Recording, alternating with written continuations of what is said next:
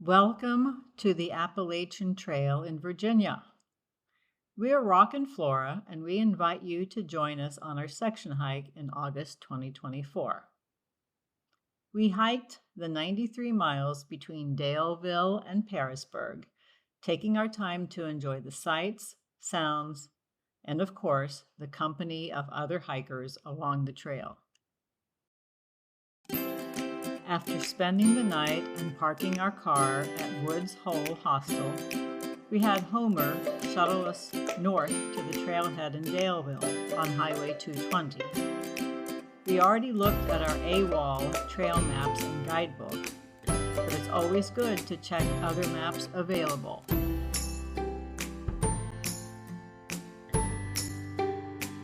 After only 700 feet of net ascent, of course, there were many pods, pointless ups and downs along the way. We reached Hay Rock with a view to Carvin's Cove Reservoir.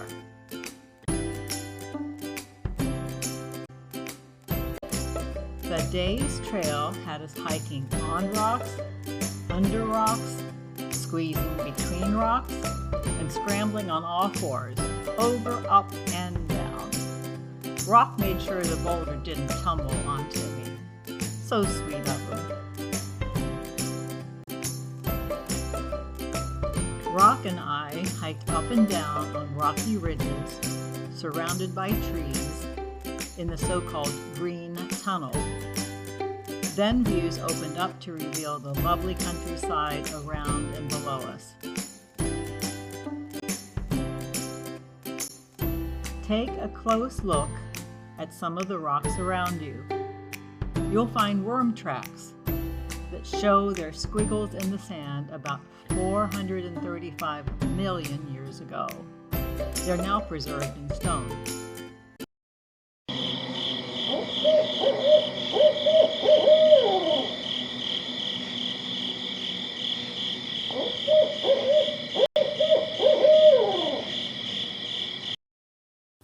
The long, slow slog to the top of Tinker Cliffs was well worth the effort, and the beautiful day is just beginning.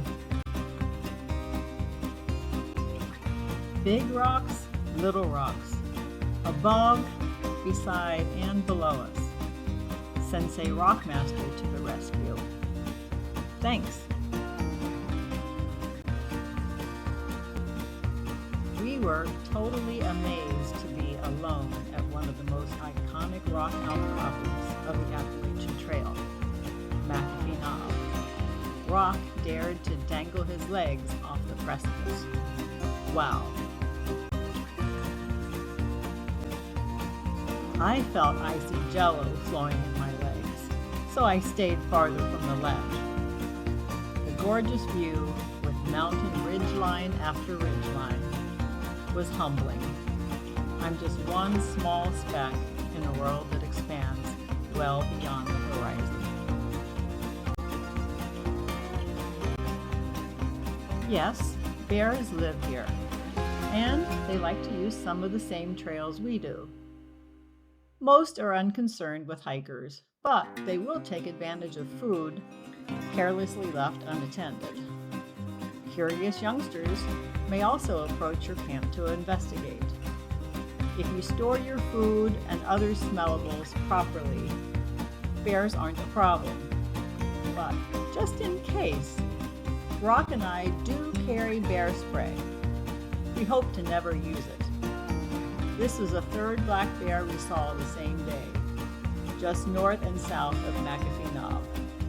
The other two scampered off before we could snap a photo. We spent the night at John's Spring Shelter and were disappointed there was no bear box or cables to secure our food. So we hung our bear bag from a tree using the Pacific Crest Trail method. We already knew there was no water at the shelter and were prepared. A peaceful, quiet night on the trail. No other hikers, and especially no bears.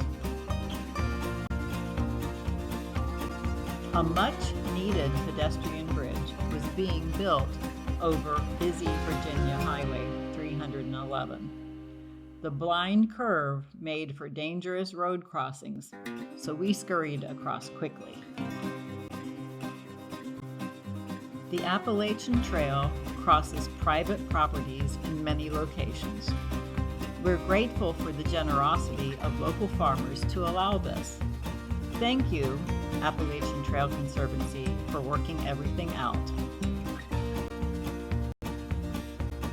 Ironweed, goldenrod, and other flowers bloomed along fence lines and brought back fond childhood memories, both sights and smells.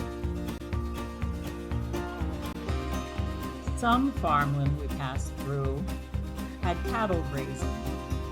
The V-shaped stiles, or zigzags, allowed hikers, but not cattle, to pass through. Unfortunately, this particular one was too narrow for our backpacks to fit through when we were wearing them, so we had to lift them over the fence. And yes, we had to watch our step through the pastures to avoid the cow patties. Ever since our first night on the trail at Lambert's Shelter, hikers told us how difficult it was to hike to Dragon's Tooth. That's why we wanted a fresh start to that part of our hike. So we took an unplanned but very pleasant night off trail at Four Pines Hostel. The 3-bay garage building was hiker heaven. Bunk bed, shower, bathroom, and a full kitchen. Well stocked with spices and a fridge filled with delicious food. Donna, the owner, gave us eggs from her hens, tomatoes from her gardens, and many other delights. Donna even baked a fresh berry cobbler for us hikers. But the best of all was the company. There were other hikers, a couple doing a southbound hike from Harper's Ferry, and a solo hiker hiking northbound who started March 15th at Springer Mountain, Georgia. It was a wonderful evening of conversation and shared adventures. The trail to Dragon's Tooth headed ever upward on nearly vertical layers of rocks. That made for very tricky footing and heavy breathing.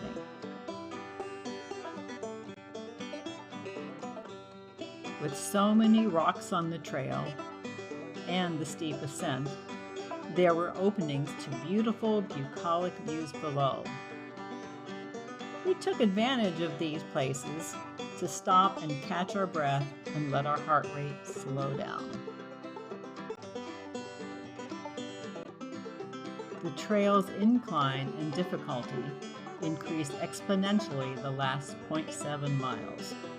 We scrambled over rocks and up tall, uneven rock stairs. We grasped our fingers tightly around cracks in the rocks and around iron bars bolted into the stones to pull ourselves and our 40 and 45-pound packs up to the next ledge. We were too preoccupied with safely navigating the obstacles here to be able to take pictures. After we arrived safely on top of the ridge, we descended the side trail to Dragon's Tooth. A nice, wide-open area let us explore and take a much-needed snack break. We circled carefully around the base of Dragon's Tooth and found a crack with a majestic view below. Of course, I hammed it up a bit and didn't really scale the tooth. Refreshed after our break at Dragon's Tooth, we continued 3.5 miles along the rocky ridgeline of Cove Mountain, over boulders of different sizes, shapes, and angles, sometimes descending and then climbing back up.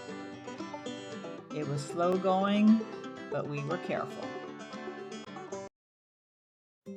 In fact, we hiked so slowly that nature announced her beauty at almost every step of the way. like the sassafras showing its fancy fruit. Pipsissewa, sometimes called spotted or striped wintergreen, is a small plant with leaves only 1 to 3 inches long and 1/4 to 1 inch wide. This time of year, it's gone to seed. Trees adapt to their environment, and in doing so, take on some strange shapes. This knobby one looks like it's flexing its biceps near the top. Just off the trail, near mile marker 693.1, is a memorial to Audie Murphy. He served in the 3rd Infantry Division in Europe in World War II and became the most decorated soldier of that time.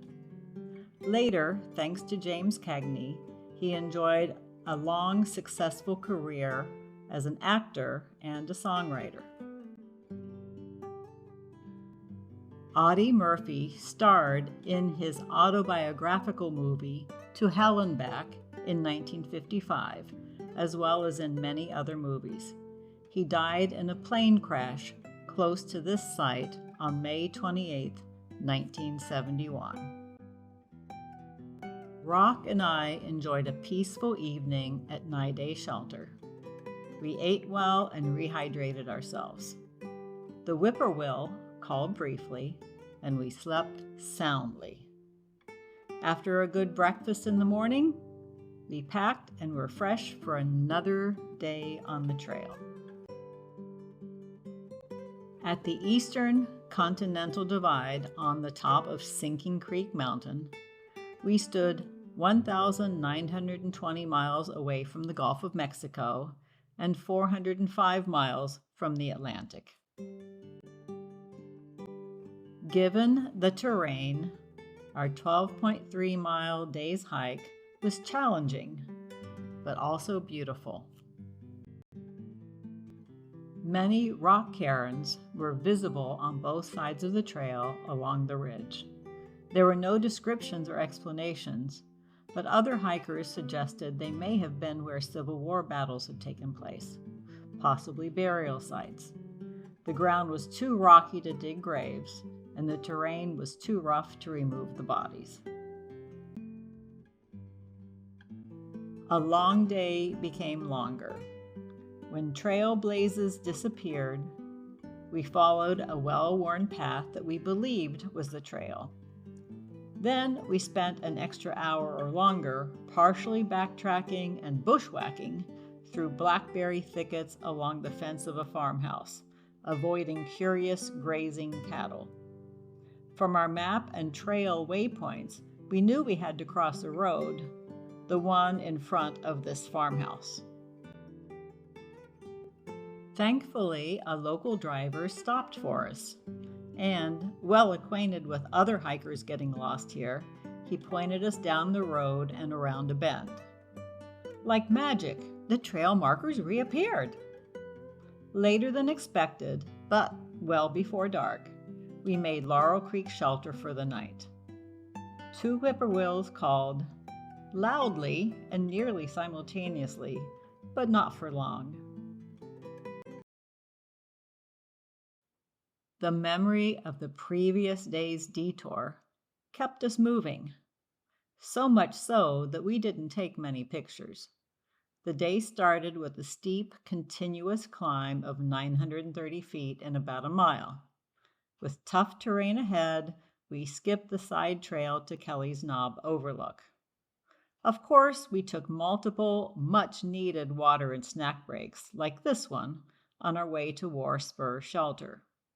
A group of 10 college students from Washington University's outdoor club arrived, but they slept under tarps well away from the shelter. Another hiker and his son, recovering from a severe car accident, joined us in the shelter.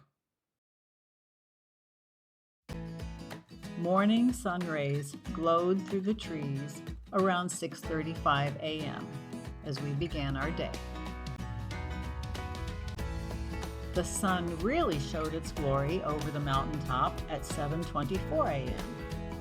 packs almost ready, loaded with 8 pounds of water each, and it was time for us to begin another delightful day. The hike to the ridgetop was definitely demanding, but well rewarded. We passed through glowing green giant ferns that towered over our heads. It's the small things in life that count. This little starry campion's fringed petals lured us in to take a rest break. Lusciously lovely. Rock and I took a break on Wind Rock. There was a beautiful campsite nearby. Very tempting, but no water source. Only 4 more miles to Bailey Gap Shelter and a good water supply. The group of 10 college students from Washington University met up with us again at Bailey. They cowboy camped farther downhill from the shelter. Our next destination was Pine Branch Shelter. It was a short hike, but this shelter is the last one with water for 20 miles. We have been warned many times by hikers we've passed. Old, neglected orchards and weedy meadows still provide a bounty of apples. We gathered fallen apples from the ground. They were small, only about 1 to 1.5 inches around, but their tangy sweet taste really satisfied. Thank you, Johnny Appleseed. Pine Swamp Branch Shelter had double-decker bunks and a fireplace, and we had it all to ourselves. The same college kids arrived, but again stayed well below us along the trail where there were a few tent sites. This was the last reliable water source for 20 miles. One hiker, trail name Defender, told us he carried 6 liters of water for that distance. We wanted to shuttle to Pearisburg from the nearby trailhead parking, but there was no cell phone service. Using the Far Out app, we learned there might be water at a campsite 2 miles before the next shelter, but it's hard to get. Nothing else to do but chance it and proceed. Again, we carry 4 liters of water each. The day was long, with extended rocky ridge walks, steep ups and downs, and rocks in the trail that hid under the overgrown blackberry vines and stinging nettle. That's the trail sometimes. And it rained. It was the first rain we've had on the trail, and it thankfully cooled us off. Rock donned his ponchos, and we both put on pack covers. We put black trash bags underneath our covers, and then we headed off towards Ricefield Shelter. We found the Blue Blaze water trail that was 2 miles before our shelter, and we hiked down to it. We not so patiently, cold and shivering, dipped up about 1/4 cup of water at a time from the stream's depression, which was only about 1.5 inch deep. Rock filtered it into clean water bottles. We filled 4 bottles, 2 clean and 2 dirty, which we could later filter and purify at camp. The rain stopped and we continued to the shelter. We had beautiful mountaintop views, although the air was a bit hazy from all the moisture. On our last morning on the trail, we woke to dense fog. The 3 ladies who slept behind the shelter decided to walk up to the overlook point before they left and hiked out. To us, from the shelter, they were just mysterious dark shadows slowly moving away and disappearing. Rock and I took our time leaving the shelter. We adjusted our packs and looked around to make sure we had left nothing behind. It really hadn't been very long, but the dense fog around us dissipated. We also walked up to the overlook and noticed that the whole fog cloud had concentrated itself in the valley below. Beautiful morning, time to go. We expected a long descent, and we were not disappointed. But we did have some unanticipated ascents and redescents. We walked in beauty. A red carpet of tupelo leaves rolled out on the trail before us. It's a glorious day to be on the trail. I guess the trail saved the best for last. Yes, we will definitely be back. Thanks for watching. We hope you enjoyed this video and that you'll join us on our next adventure.